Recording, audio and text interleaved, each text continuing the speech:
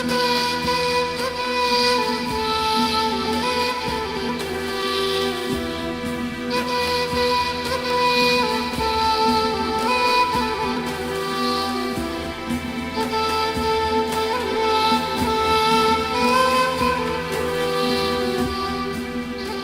حول ولا قوة إلا بالله العلي العظيم. حسبنا الله ونعم الوكيل، نعم المولى ونعم النصير. أعوذ بالله السميع العليم من الشيطان اللعين الرجيم. بسم الله الرحمن الرحيم. الحمد لله رب العالمين، خالق السماوات والأرض، إلها واحدا أحدا صمدا لم يتخذ صاحبة ولا ولدا، والصلاة والسلام على أشرف الأنبياء والمرسلين، خاتم النبيين، رحمة للعالمين، طه وياسين بالقاسم محمد.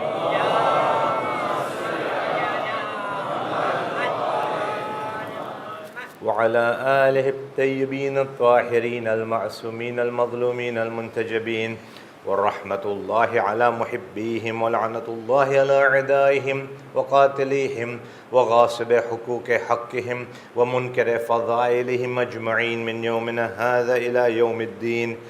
أما بعد، فقد قال الله سبحانه وتبارك في كتابه الحكيم وفرقانه المجيد وقوله الحق. بسم الله الرحمن الرحيم. يا أيها الذين آمنوا كتب عليكم الصيام كما كتب على الذين من قبلكم لعلكم تتقون.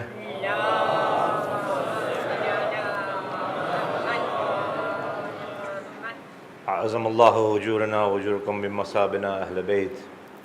Condolences are extended to the believers, to the mu'mineen, to Imam Sahib al-Amr on the, it is called a wafat, but I will also refer to it as the shahadat anniversary of Hazrat Khadija Tahira, Ummul Mu'mineen wal Mu'minat, Hazrat Khadija al-Kubra, salamullahi alayha.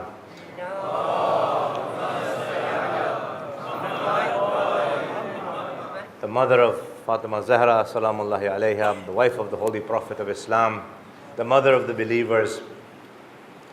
We see that in marking her shahadat, and as I said, I call it a shahadat, not a wafat, and there may be fundamental differences as to why some historians, some narrators might call it one or the other. A wafat symbolizes somebody who just passed away through ordinary circumstances, ordinary situations. A shahadat is when that passing away from the world is instigated through certain forces and elements that, in my opinion at least, were what had happened when Hazrat Khadija al-Kubra, Khadija Tahira left this dunya. And we find that the message of Islam was one thing that was the cause of what happened to her, how and why it happened to her, and ultimately causing her untimely demise from this physical world. A demise that caused the Prophet of Islam great hurt, great depression, and a great deal of heavy-heartedness, and inshallah we'll talk about that towards the later part of the discussion. What was it in the message of Islam that caused the enemies to reach such levels that they were ready to resort to murdering anybody and everybody around them who had accepted this message? What is it in the message of Islam that till today the enemies are bent, the message of true Islam, that till today the enemies are bent on killing the followers of La ilaha illallah Muhammad Rasulullah wherever they are? But let's take a little bit of an analytical review. And the discussion on the message itself will bring us to a conclusion and to a realization. When the Prophet of Islam began the message, قُولُوا لَا إِلَهَ إِلَّا اللَّهُ تُفْلِحُوا, say that there is no God but Allah, you will be successful. In itself, the message seems very peaceful, very calm, something that should be naturally accepted. And that natural acceptance is something that we can just expect. But what was it that caused the people to react? And inshallah in the discussion we will come to that point. The message of Islam was not just a message of believing in Allah. Until today, those of you who have done some tadabbur and tafakkur on the message and on the whole Islam itself and what it constitutes, what it is made up of, you will realize one thing: you will have no choice but to conclude that Islam is not the religion of accepting the truth. I need you to digest that for a moment. Islam is not only the religion of accepting the truth. The first important foundation of Islam is the rejection of batil. The rejection of batil is the beginning part of Islam. If you talk to any sociologist, any psychologist, and you want to achieve a goal, they will tell you that start positive. When you want to teach your child something, do something positive. When you want to encourage something, do everything is positive, positive, positive. If the positive doesn't work, modern thinkers will then tell you, then you go to punishment, then you go to negativity.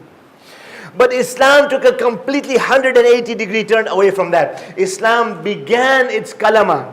It began its foundation with La ilaha, a negative. You recite the kalama, don't you? You say what? Ashhadu an La ilaha. In the adhan, in the ikama, in the kalama, everywhere you turn, you say Ashhadu an La ilaha, La ilaha, La ilaha. You make sure that the La, the negative is there. What this is symbolizing is that until and unless the false gods are moved away from the path, the real God cannot enter that place. That is why Allama Majlisi in his narration quoting from the Ahlul Bayt says that only when the heart has been cleansed of all the ilah, then only Allah subhanahu wa ta'ala will enter that heart. And the famous hadith says, Qalb al-mu'min haram Allah, the sanctuary of Allah is in the heart of the believer. As long as there's no ilah in that heart. As long as there's nothing else in that heart, then Allah Ta'ala enters. If there's competition, Allah Subhanahu wa Ta'ala does not enter that heart. The message of Allah Subhanahu wa Ta'ala's messenger began with that. The people, they had come to Rasulullah. They made some interesting offers. If you remember our discussion last week, I said that there has always been in the history of mankind, in the history of Islam as well, those who wanted to make deals, to make agreements, to make some sort of a compromise. There's no shortage even today. Even today we see this happening. And so they came to the Prophet with an interesting compromise. They said, "O Muhammad, in the Kaaba, in Makkah, in the precincts of the Kaaba, we have 360 gods anyways.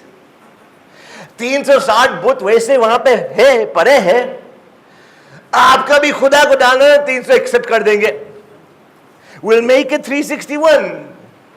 And they tell you, compromise mediators, arbitrators, they'll tell you that any time you have a problem with management and the workers, you have a difference of opinion between two groups, and somebody needs to mediate, they will say that one part will need to give something up, one part will need to take something out, and if they're trying to demand higher wages, then they will tell, okay, you give this much, you give that much, and we'll come to a compromise.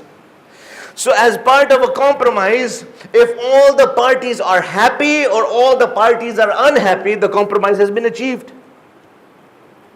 So the kuffar had a similar thought in their mind, that maybe we can convince Muhammad to make his message diluted, to dilute the message of Islam, that we've got those idols anywhere, put your God there, we'll make it 361 and everybody is happy. Immediately the response came, Kul ya bismillah ar-Rahman ar-Rahim, Kul ya ayyuhal kafirun la a'budu ma ta'budun. The clear message came, we don't worship what you worship. You don't worship what we worship. You will never worship what we worship. We will never worship what you worship. Lakum dinukum waliyadin. You go your way, we'll go our way. Yani Islam showed right from the beginning that when it comes to the principles and the foundations, when it comes to the very bottom line, there is no compromise in Islam. You must accept the haqq, and as part of accepting the haqq, the rejection of batil is just as important. Salawat ala Muhammad wa ali Muhammad.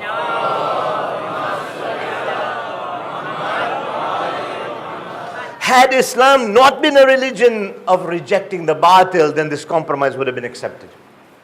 And how they came to him in so many different ways. They approach Hazrat Abu Talib alayhi salatu wassalam, and they says, go tell your nephew that this la ilaha illallah business, we are not happy, we don't like this. If he is interested in power, we will make him the king of Arabia. We will make him the king of Arabia. If he wants to marry somebody, we will give him the most beautiful woman in the entire Hijaz. He can choose anybody he wishes to marry. If he wants money, we will make him so rich, he will never have to think whether he wants to buy something or not. He'll never have to worry about that. Think for a moment, la ilaha illallah. If we were approached with such an offer, stop becoming Muslims, leave your Islam, we will give you this, A, B, and C. How many of us would run at that opportunity? How many of us would, without even thinking twice, have our hands open and say, okay, what do you want? But this was the Rasul of Allah subhanahu wa ta'ala. Hazrat Abu Talib comes with the message. He is only a postman. Please remember it. This was not his Aqidah. He was just delivering a message. Because some of the writers, some of these biased writers who have doubted the Iman and the Aqidah of Hazrat Abu Talib have used this as an argument against him. That look, he brought the message. He was just a messenger. He went to Rasulullah. He said, Ya Rasulullah. He says, they are saying that if you want this, they are willing to give you that. If you want that, they are willing to give it to you. If you want this, they'll give it to you. All three things he presented to them. And the Prophet of Islam responded, oh my uncle, reply to them that even if they were to give the sun to me in one hand and the moon to me in the other hand, even then I will not be against this message of Islam. और परवरदिगार आलम को ये जुमला इतना पसंद आया, इतना मोहब्बतदार जुमला ये था कि एक तरफ सूरज डालना, एक हाथ में चांद डाल देना, फिर भी मैं इस्लाम से नहीं हटूंगा। तो एक तरफ जब पैगंबर इस्लाम ने इशारा किया तो चांद के दो टुकड़े हो गए, वहां पे इशारा किया तो सूरज पलट के वापस जोर पे आ गए, ताकि दुनिया को पता चल जाए कि ये अकीदा हमको ऐसा अच्छा लगा, पसंद आया कि रसूल के एक हाथ में चांद है, एक हाथ में सूरज है। सल्लल्लाहु अलैहि मोहम्मद वाले।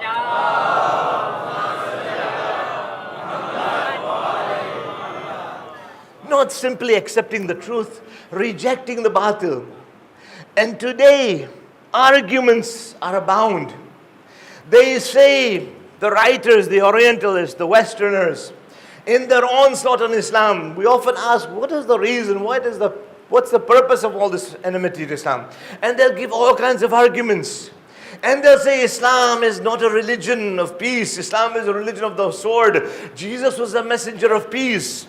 And he taught us that if somebody slaps you on one cheek, turn the other cheek, let him slap you. If he takes your shirt, give him your jacket as well. And my only question to the Christians of the world, and I've sat in gatherings with them and have said that if that was the case, and if you implemented the message of Jesus, peace be upon him, then no Christian country in the world should have any army. If they want your country, Bismillah, Bifarmai. If they want your wealth, let them take it. If they want your clothes, if they want anything, let them take it, because that is what Jesus, you are saying Jesus taught. And now your argument is Islam spread by the sword. Give us dalil for this. Give us an evidence of this. And I ask them when I sit in their groups, I say, can you tell me, because these misconceptions need to be attended to and addressed. And they say Islam is a religion for Arabs only. A majority of the Muslims of the world are non-Arab. And I asked, I said, what is the biggest Islamic country, biggest Muslim country in the world today? Population-wise. Indonesia. My challenge to any scholar of history, when you tell me Indonesia is the biggest Muslim country, my challenge to the scholars and to the thinkers and the modern writers is, tell me one time any soldier sets foot on Indonesia. It was the akhlaq of the Muslims, the honesty and the integrity of the traders, and how they dealt with the rest of the community that caused the entire continent country to bow down before Ashhadu an la ilaha illallah wa Ashhadu anna Muhammadan Rasulullah.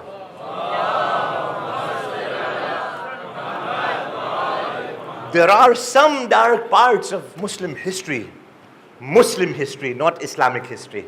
Zehn mein fark rakhiye. Muslim history is different than Islamic history. And of course, I will leave that for your thoughts. I don't have the time to explain it into detail. So when you see countless examples of the message, we come back to that question, that why so much emphasis? The Prophet's message needs to be understood. Because only then will we realize why people were so much against it at the time, why the majority in Makkah, in Quraysh, and even today the majority, has done the same things, they are doing the same things today as they had done to Rasulullah at that time. What they did to the Muslims in the discussions in the afternoon, I mentioned in brief what they were doing to the Muslims, how they treated Bilal, what they had done to Abu Dhar, to Salman, to Miqdad, to so many others. Those formulative years, there was a very important doctrine that the Muslims understood, that the message of Islam was inculcating, that the kuffar more than the Muslims understood. The kuffar understood more than the Muslims did. To us, we just said, La ilaha illallah Muhammad Rasulullah. To us, it was a simple kalama recitation.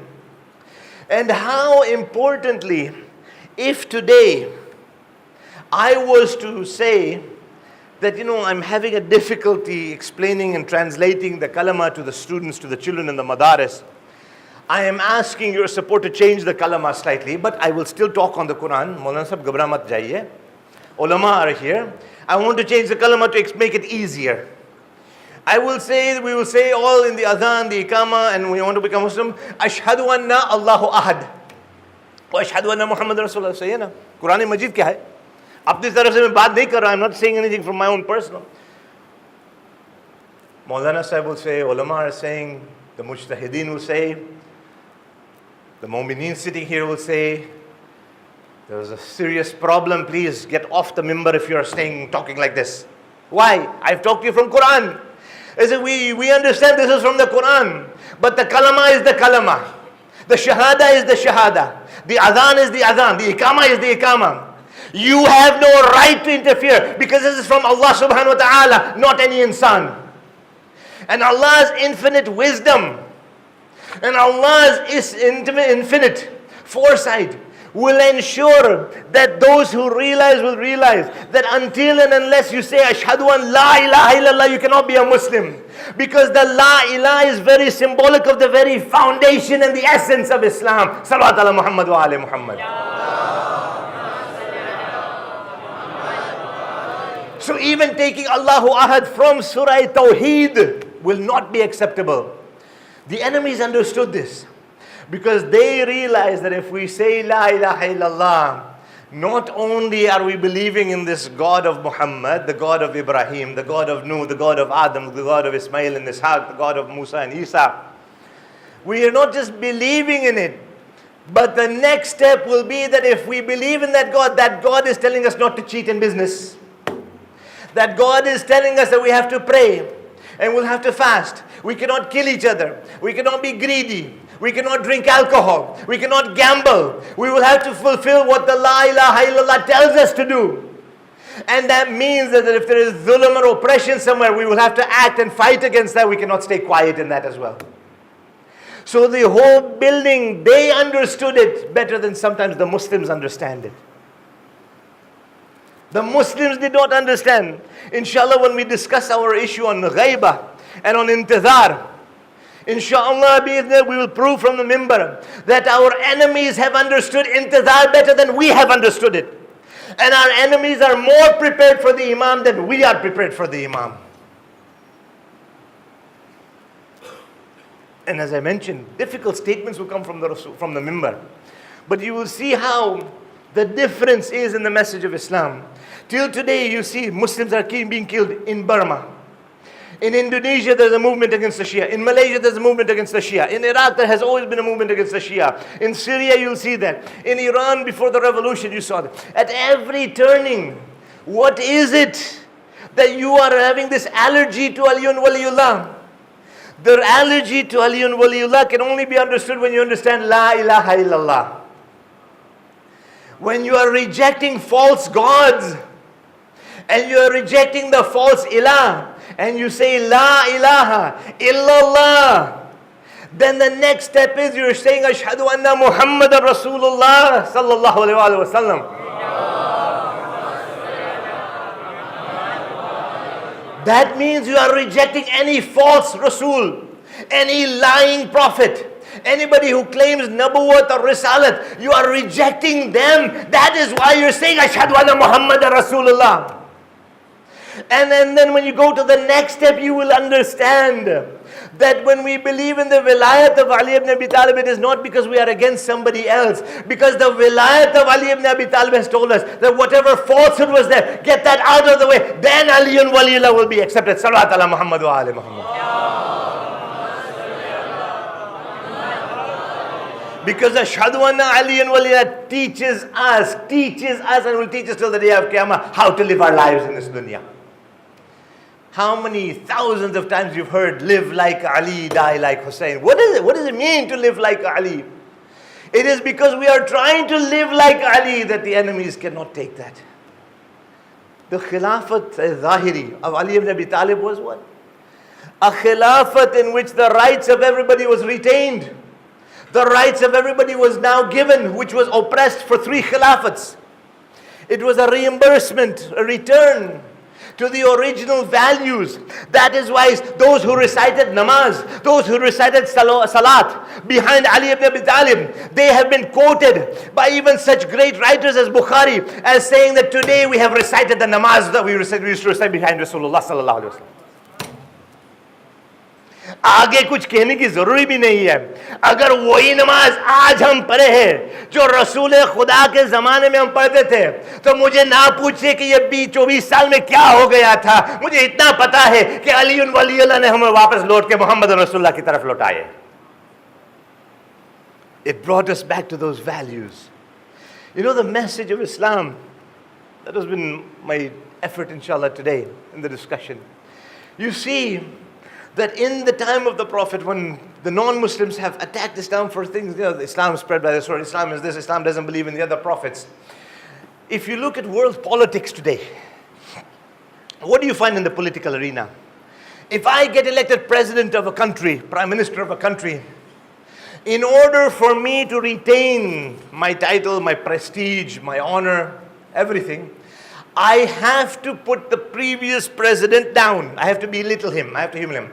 अरे जो શું થઈ ગયું, અમને pass આ મુસીબત આવી, આ ડેફિસિટ આવી ગયું, આ પરેશાની આવી ગઈ છે, હવે અમે સુધારવાની કોશિશ કરે છે. We will do this, we will do that. We inherited this mess. I have with my own eyes and ears seen and heard political leaders saying that. And they had to put the other one down. And so the one who will come after me, he will have to put me down. My economic policies were like that.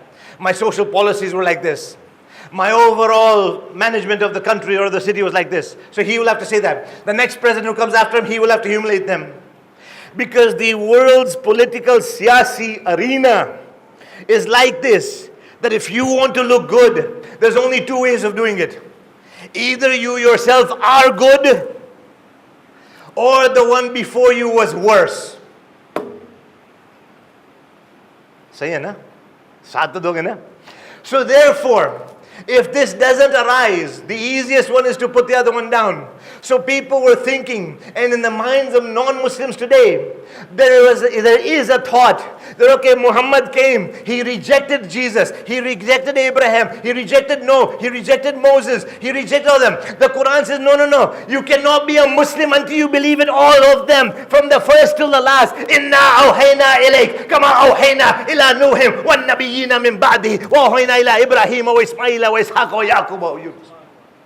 The Prophet didn't come and say कि ईसा गलत है, मूसा सही नहीं थे, मेरा पैगाम बेहतर है, मेरा पैगाम ये है, वो लोग अलग गलत थे, उनकी पॉलिसी सही नहीं थी. नहीं, इन्होंने कहा कि अगर मुसलमान इस्लाम पर ईमान और अकीदा रखना है तो आदम से लेकर ईसा सबके सबको मानना पड़ेगा, तब इस्लाम हाथ में आएगा. He didn't put them down. He didn't humiliate them, belittle them. And that is the beauty of the message of Islam, that every one of those 123,999 prophets have to be believed. Otherwise, our own Islam is in shock. A very fundamentally beautiful message. It didn't come to put anybody down. Didn't come to humiliate anybody. It informed us when people were asking, why did these messages need to come? Why did these changes have to take place? It just reminds us that the people changed the messages. The people took what they liked and rejected what they didn't like. Please, my dear sisters, my brothers, my youngsters, my elders, make sure we don't fall into that category. That whatever we don't like in Islam, we reject it and we make a new religion and we follow a new way, whatever we like. Yeah, ye sahi lagta hai, humko us par hum amal karenge. That is not, when inshallah, when the topic on intizar comes, we will see how critical it'll be for us to make sure that we follow in the mold of Islam. We don't try and make Islam fit our mold. Salawat ala Muhammad wa alim.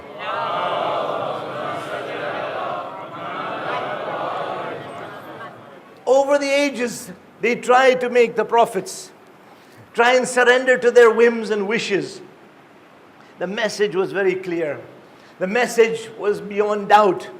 Rejecting the falsehood, rejecting the false idols, rejecting false lifestyles, livelihoods, lives, and accepting the haqq. That is what the message of Islam is. That is why Islam speaks out. The Muslims speak out when they see dhulm and they see oppression. They will not tolerate any wrong that is happening around.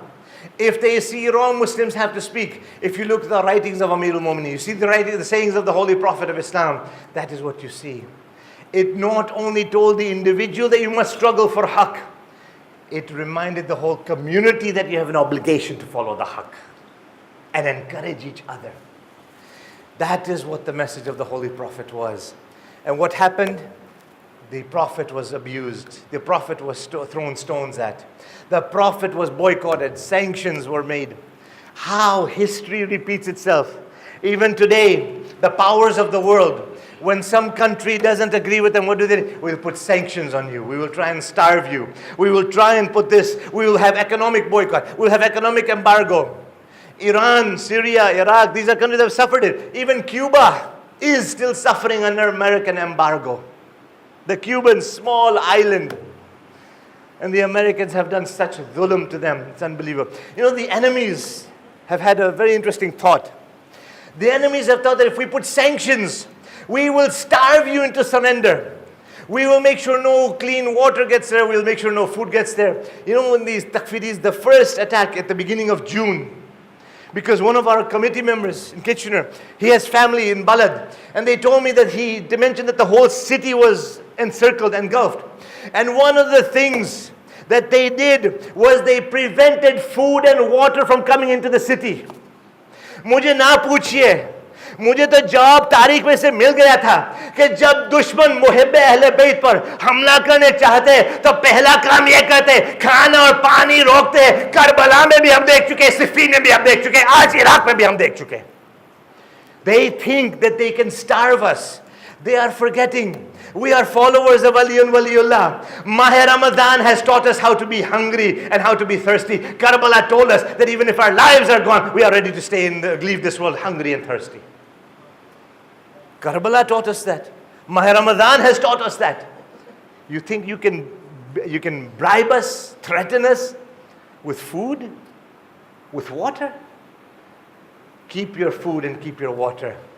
Our Aimma have taught us how to be hungry. And our Mawla taught us how to be thirsty. What do you think you can do with these sanctions? What will you do with these boycotts? Rasulullah already went through that. And they came to Janabe Khadija Tahira. And just before the delivery of Fatima Zahra, the ladies in Makkah came.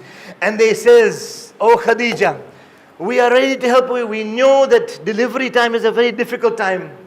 My mothers, my sisters, my daughters know the time of delivery, one foot is in the grave.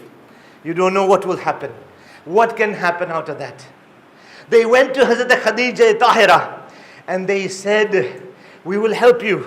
Khadija, we will do anything for you. We are your friends. We were there with you. We saw you grow up and everything. The only request, the only condition our husbands have made for us to be able to be permitted to help you is just leave Mustafa. Leave him alone, leave his message. Janabe Khadija Tahira showed them the door out. Look at the Aqidah. Look at the Iman. Ibn Kathir mentions in his writing, he said that at the very beginning of the message of Islam, of the message that the Prophet had left Muhammad ibn Abdullah announcing, he is writing that in Makkah people used to see 3 people standing, kneeling, prostrating, standing, doing these strange acts. And we found out later on that this was their salat that they were reciting. And somebody asks him, who are these 3? He says that there was one, the man, the one who claims to be a prophet, a young boy, 10, 12 years of age, and a lady standing behind them. He says, who are they? He says, that is Muhammad Arabi. Behind him is Ali ibn Abi Talib, his cousin. And behind them is Khadija bint Khuwaylid. The first ones who ever recited salat as far as we know it in front of the world. This was the same Khadija. Before her marriage to the Prophet of Islam, she was known as Malakatul Arab, Malakatul Makkah.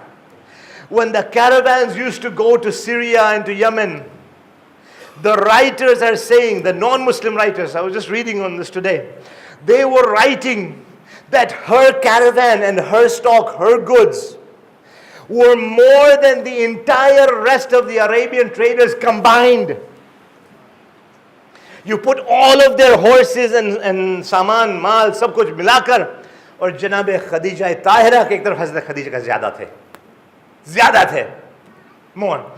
That means that there was that wealth that Hazrat Khadija had that was beyond comprehension. There was no hisab.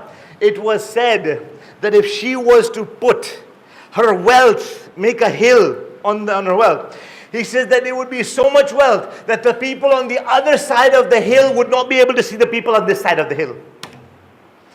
If she was to put her camels, now you know in those days they used to talk about camels. Today you can talk about Hyundais or Toyotas. There could have been a set of lines of camels that would stretch from Makkah to Medina 200-mile extent. That's how much wealth she had. It would make a line between Makkah and Medina.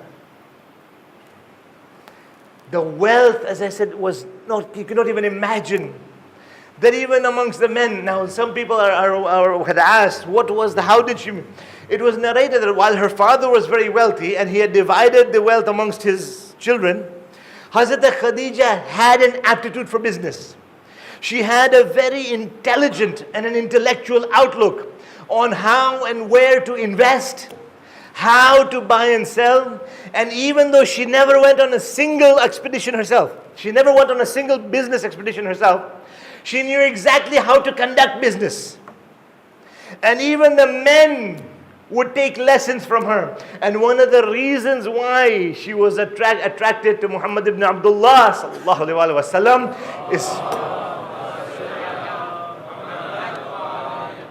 is because she saw eye to eye on how the Prophet conducted business, even though he was not a businessman. But her dreams and her outlook on how to conduct business were exactly compatible with what Rasulullah, or at that time he was just known as Muhammad bin Abdullah, was doing. Yani her cousin Maysara and Waraka, those who had seen him and those who had dealt with him and interacted with him and had gone, because when she was looking for trustable people to take the caravan, Abu Talib alayhi salam had suggested that why don't you send my nephew? And when Maysara saw how he dealt, how he interacted with the people, how he did not falsify the product's benefits. He did not falsify them. The good was the good, the bad, the negative points of the products were there. He would not cheat, lie. He would not monopolize. In fact, in the time when Imam Ja'far ibn Muhammad al-Sadiq alayhi salatu was salam sent one of his servants on a business expedition. He gave him some goods to sell. When the man came back, he gives the Imam 2 bags of dirhams, of dinars. Imam says, what happened? How did you get so much money? He says, Yabna Rasulullah, when I went to Egypt and I took the stock that you had, I realized that in Egypt, this was in very short supply and high demand. As a result of the high demand, I was able to double the prices, therefore I doubled the profit. Because of the monopolization, we were the only ones with that product. Imam takes the one bag, he takes the other bag, and in an angry state, he says, take this away from me, this is not mine. He says it is haram to manipulate and to monopolize and to take advantage of a situation in which majburi, necessities are at stake. That is not how we conduct business. You don't suddenly make the prices higher because the goods are in short supply and in high demand. That is not business ethics. Imam then said something that is resounding in the ears of history and businessmen all over the world. The Imam said, it is easier to fight on the way of Allah. It is easier to fight on a battlefield with a sword, with the injuries, than it is to earn 1 dirham of halal rizq. It is easier to be on the battlefield than to earn $1, 1 shilling, 1 yen, 1 pound of halal rizq. Acceptable rizq. The Prophet, every expedition, he brought back the profit that he was expected, the financial benefit, the financial dividend. And it was at that time that when Hazrat Khadija, the more she was told about what was happening, the more she was inclined to want to spend the rest of her life with somebody whose honesty, whose integrity, whose sadaqat, whose amanatdari, whose trustworthiness and truthfulness was beyond compare. Some writers mention that her age was 40, she was twice divorced, she was this, she was that, she had other children, she was widowed, whatever. Shia historians, with a few exceptions, tend to favor that whatever the children that she was looking after, Zainab and Ruqayya, these were the daughters of her sister, that because of her sister's situation, she was not as business-minded as Hazrat Khadija was. She was in difficulties. Khadija agreed to look after the daughters, Kulthum, as well. And as a result, they said, well, these were her daughters, or some actually went as far when I was doing some research on the internet. And I was saying that they actually went to the extent of saying these were the Prophet's daughters, which was, that yes, Fatima was the most beloved, but these were their daughters together. And there have been all kinds of things, and I don't want to spend the time to, refute, to show, to prove or anything. What we know is that, yes, she was looking after her family's daughters. Others may not have been able to. Her own integrity was such that even pre-Islamic, the Arabs themselves, many of them had proposed to her because they used to refer to her as Tahira, as a very pure lady.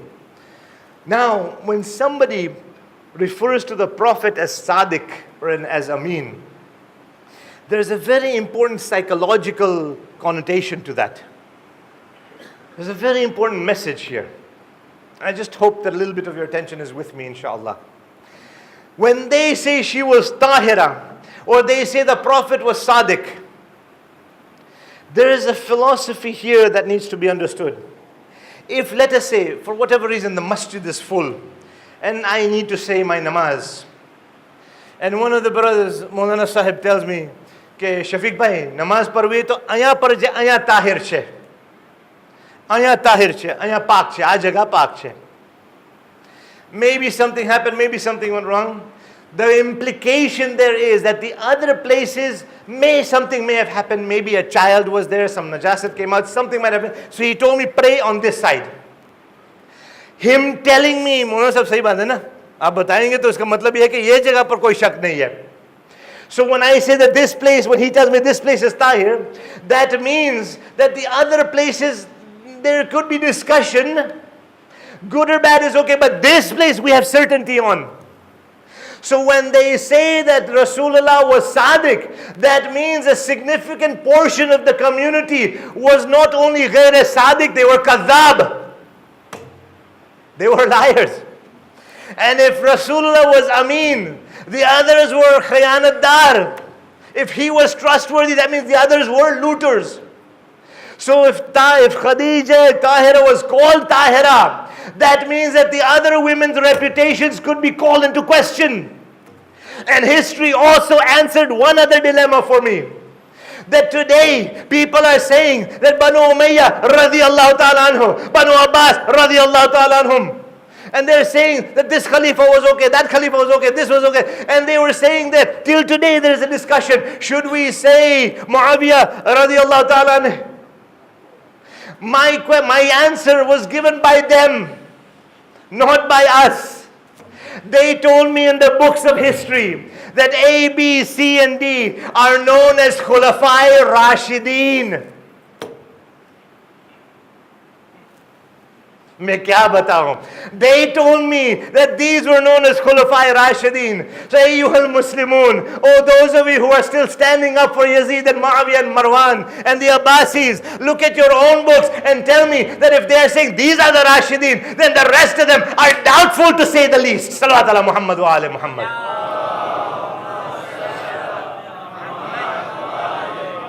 Doubtful to say the least. The message of Rasulullah.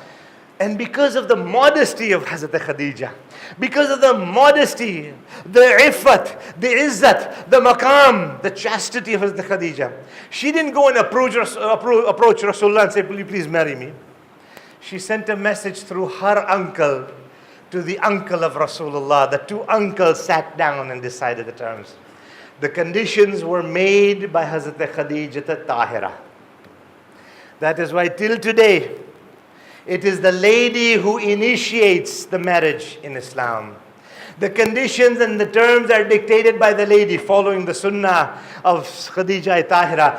Edward Gibbon, in his book, in his monumental encyclopedia, The Decline and Fall of the Roman Empire, Professor Gibbon mentions that the status of Khadija was so high that the Prophet equated her. He actually made her exalted to Maryam, the mother of Isa, to Asiya, the wife of Fir'aun, and only one step below that of Sayyidatul Nisa al-Alamin, Siddiqatul Tahira, Ummul Aima Fatimatul Zahra, salamullahi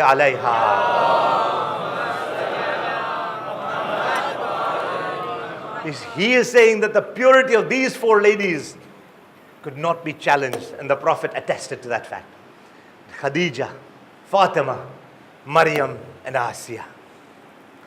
And the Hazrat Khadija's wealth, you just heard a few moments ago, how mountainous her wealth would be, how long a chain of her camels would be, how much she had that not even the men, businessmen, Tajas, the princes and kings would have had.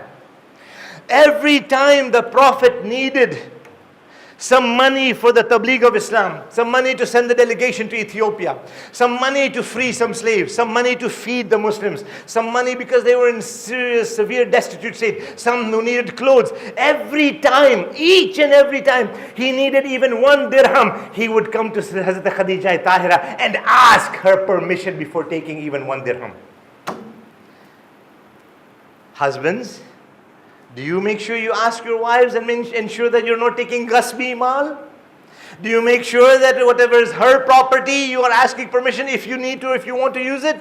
This is the sunnah that Rasulullah, the Rasul of Allah, the greatest of Anbiya, the greatest of Allah's creation, Khair Khalqihi, Muhammad Rasulullah, he is asking permission from his wife before he even takes 1 dirham. Make sure we follow the same sunnah. Until a time came when Hazrat Khadija says, Ya Rasulullah, I don't want you to ask me every time you need this. All of this wealth I am giving in the way of Allah subhanahu wa ta'ala. You do as you wish.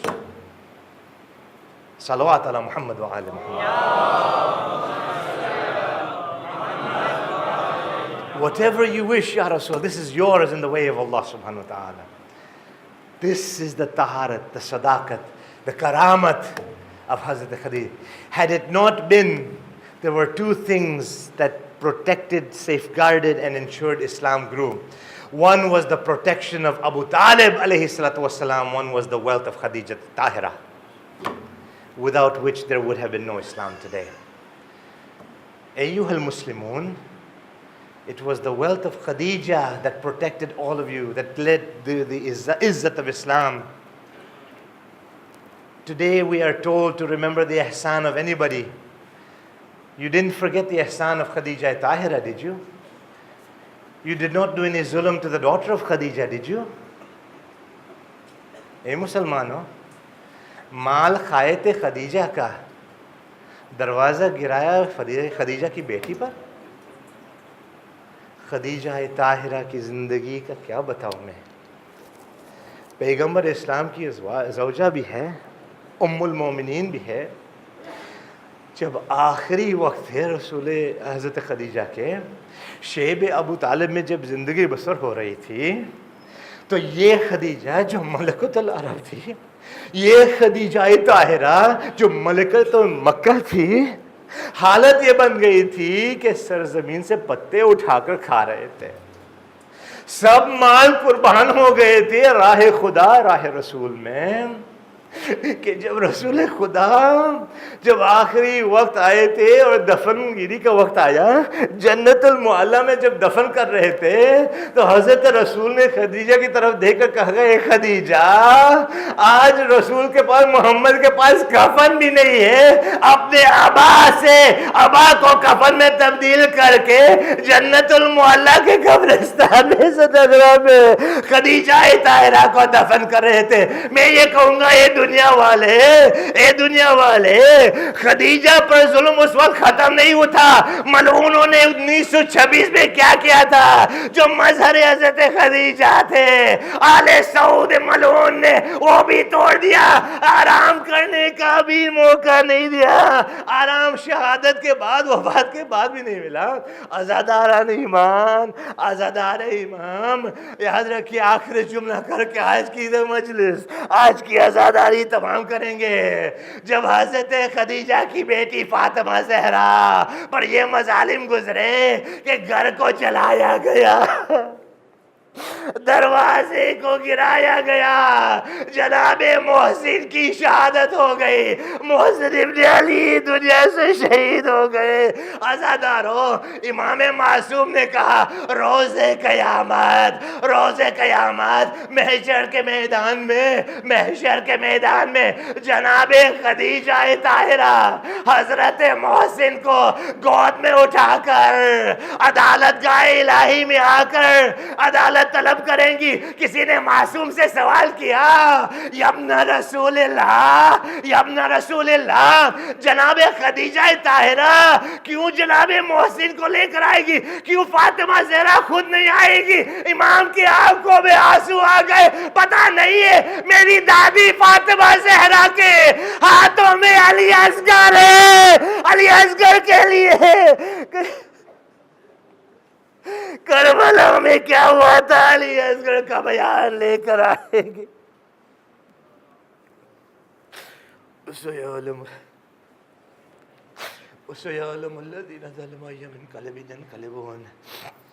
इन्ना लिल्लाहि व इन्ना इलैहि राजिऊन।